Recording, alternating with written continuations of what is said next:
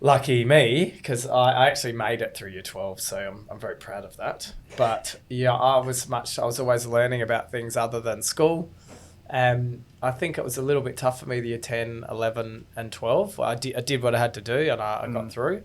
Is that similar to what you're saying here? Yeah, spot on. I mean, I was asked to leave school probably like 3 or 4 times. Like I kept saying, why are you wasting our time? Why don't you just go and work? And then Athletes Carnival would come around and they're like, we need a captain. All right, don't do it again. So I pretty much made it through due to sports. But, I think upon reflection, I'm kind of glad I did make it through. I mean, you make some pretty good mates, and It did help me set up kind of in the mind what I wanted to do later in life. But, yeah, no, I hated school. It wasn't really for me at that time.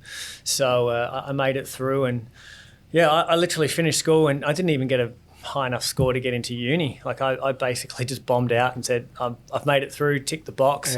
But it wasn't until 12 months after I'd finished school and I'd done the whole UK trip that I realised, that was a bad idea, and I now need to work a way of getting myself back into uni. What was it in the UK? I mean, far out, you think you're partying here. I'm assuming going to the UK...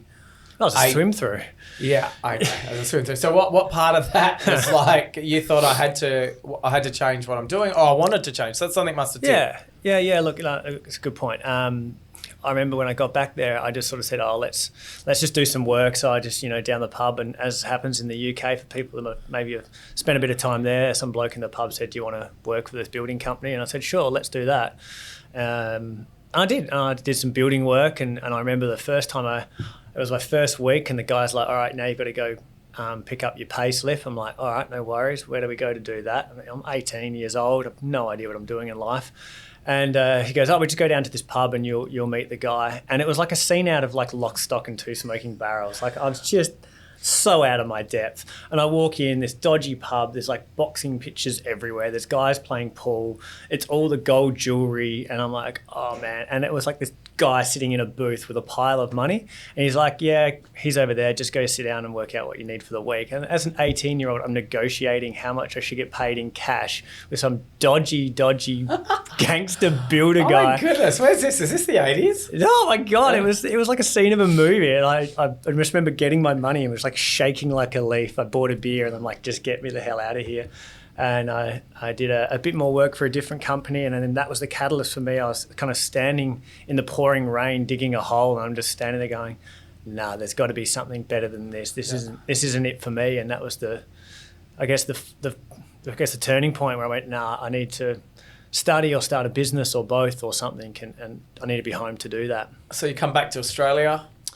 First 19-year-old. Yep. So what were your plans then? Yeah, so I started studying, went through TAFE, did accounting, went through there into uni, did commerce and finance, and then got out of that and started straight in wealth advisory. I think from day one I knew at some stage I was going to start my own business, but I went through the journey, from 2003, 2004, whenever it was I finished, through, investment banking and working at boutique firms and, working in Melbourne, working in Adelaide, and my career journey kind of progressed until I started my own business in 2014. And what's that called? Yeah. It is Affinitas Capital. And that's where you're currently based. Is there partners in that? Or? Yeah, so it's myself. I just got 2 staff members. Yep. So we're doing well. Yeah, year 6 this year, which is cool. I think I knew, probably much like yourself, I think at some stage that business is the direction for you. I tend to find it's people that are maybe more control freaks than others. So I am. I don't think I'm a control freak. There are some things I think I'm pretty particular about, but I don't think I don't know. The hardest skill, delegating. I don't think so. Yeah, I'm not getting nothing. So. Just blank stares. Blank stares from over there. I don't think so. I get some things in my head and I know I need to do that. Yeah.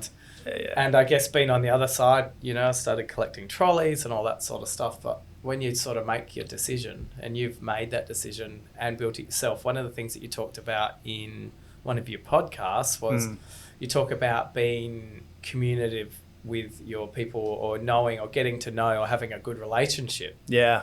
And that good relationship, would you like to expand on what that meant? Because I see it with work or whether it's a customer, having that relationship gives you the ability to talk to customers or not. How do you see that with wealth advisory? Yeah. Is that a good way to say it? Wealth advisory? Yeah, I try to use that term more than financial planning. It seems so 1995 financial planning. It sounds a bit old school. It's pretty old school. We all know a financial planner that's driving around in a car that's too good. Yeah. I'm trying to remove myself from that part of the industry.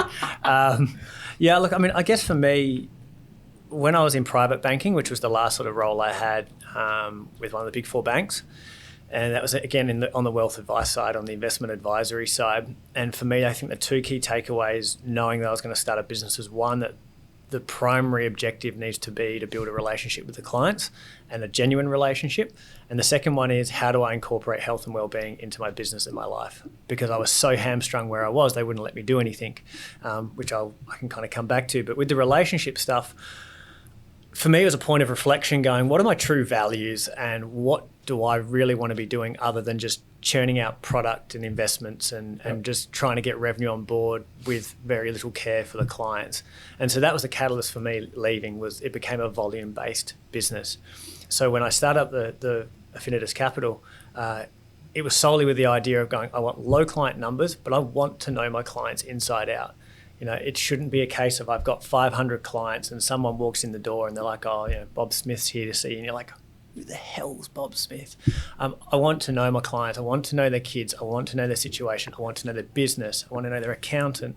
And for me, that was probably the biggest thing for me. So to align with my true values and to align with building a business model, I think was probably where the industry needs to go, was a big part of it.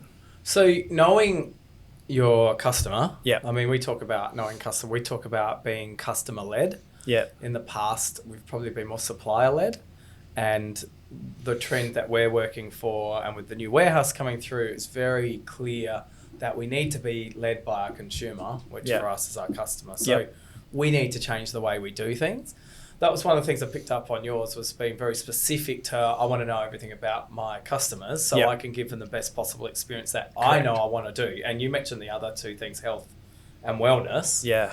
How do you combine health and wellness? Are you talking personally for you, or with, like, let's say I'm Billy Ray and I come up for I want some advice. Yeah. And, I don't look after myself at all. I've got a bit of money behind me, but what do you advise? Are you saying, look, mate, you need to go to the gym, you got to lose some weight, you're not going to pass the physical? No, surely you don't. How strong's the relationships? Yeah, some I have, right? Like, okay, that's cool. Yeah, look, I mean, I think objective one was, how can I bring that health and wellness into my space a bit more? How can I push the message out in other forms? And that's where Strive 168 came from. It allowed me to start the podcasting, and then I do some accountability coaching for people. It allowed me to do that, where you're kind of hamstrung when you work in, the big four. They don't like to see you doing anything other than, whatever they dictate. Correct. Yeah. So that's probably a number one, is it allowed me to build that part into the business. But the second part is, because of the strength of the relationships with clients, one, like attracts like, which is really interesting. So a chunk of my clients that I've picked up have come from health and fitness world.